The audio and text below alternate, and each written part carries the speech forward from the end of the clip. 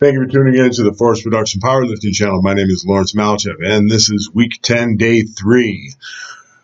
Thank you, Coach John Allen Reach, for the wonderful program, which has helped me get very, very strong, considering that 20 weeks ago, I jumped back into doing your brand of programming, and this session would have nearly killed me 20 weeks ago because I was 247 pounds, but I had no muscular, and I had no glycogen in my muscles. My muscles were weak and flat and squishy and flabby.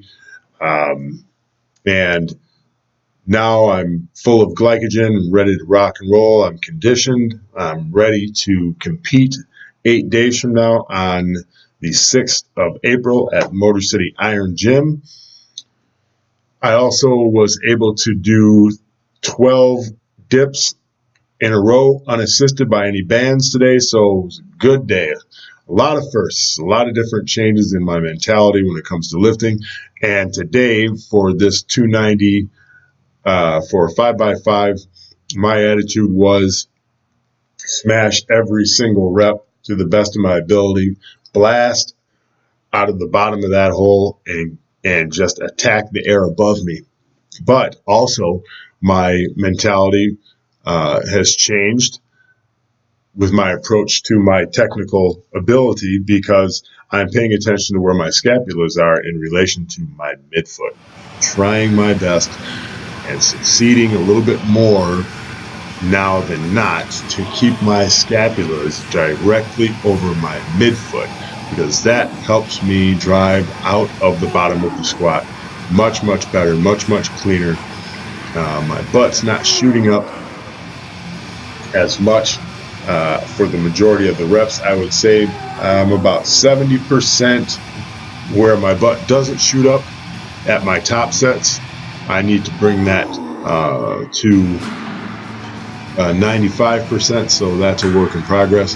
But very, very pleased with how just simply focusing on what I'm doing with some great coaching by you, Coach, and by one of my favorite powerlifters, Richard Hawthorne, who takes a very, very analytical and technical look into the squat.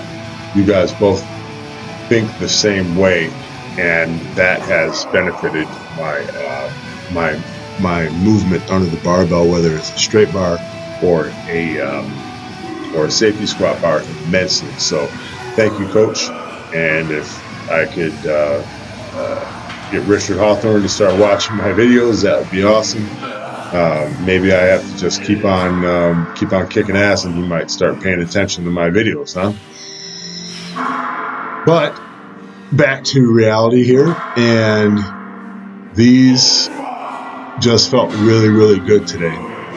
These squats just felt really, really awesome today. Partially because I'm well rested. My fatigue from the 20 weeks is wearing off very nicely.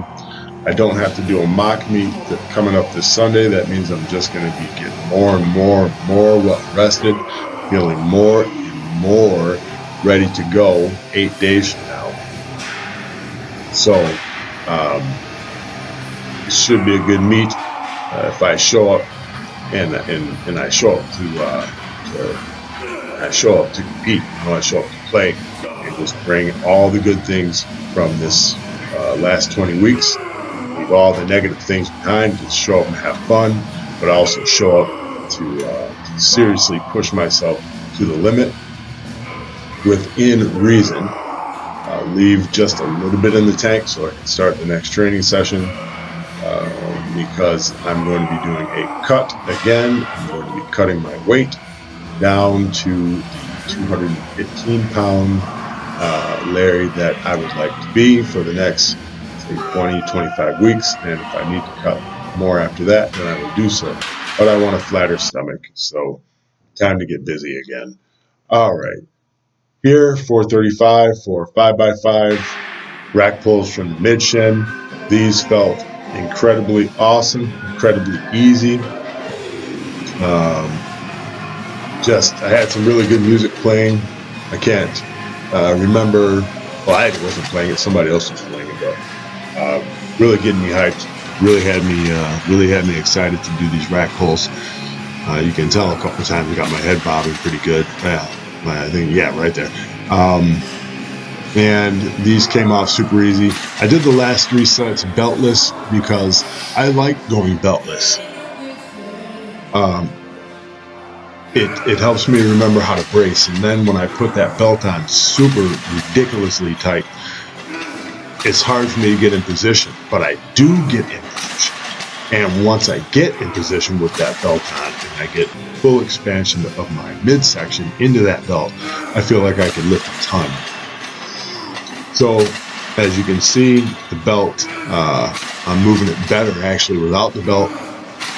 Maybe that's because I had to, because I took the belt off. I said, well, you're going to take that belt off, you better get your ass on it. So here we go. All right, there we go. Yeah, that one moved a little bit slow, but as you see, I'm focusing on letting the hips drive everything through from the very beginning, locking those lats in, and then just letting the hips drive everything through. Stepping up to the mic, ready to roll, ready to bust ass, and we are at the end in 3, 2, 1. Thank you for this awesome program, Coach. On to the next one. All right, dips. I got 12 today. Thought about doing 13, but I knew I wasn't going to make 13, so I took my 12 and got out of Dodge. But from now on, I believe I should be doing 10 dips at 10 at a pop.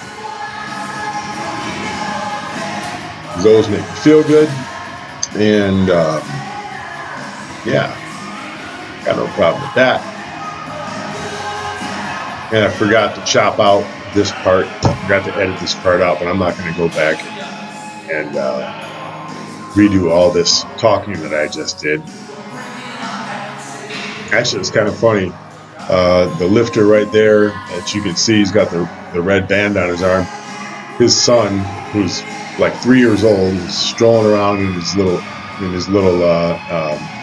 independent stroller, and he was staring at me, watching me do dips, and he was bobbing his head to the music, and he was making me feel good inside, because it's nice to see kids having fun, kids in there having fun with dad, learning how to lift at a very, very early age. Kid might be the next Ray Williams. You never know.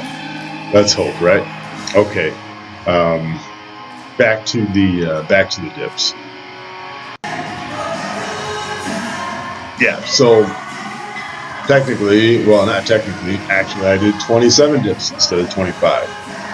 Because even though I did 12 for the first set, it still doesn't mean I ain't got to do my last 2 sets of 5. And here we go. We are now ready to compete. And I will see you guys the next time I'm in the gym.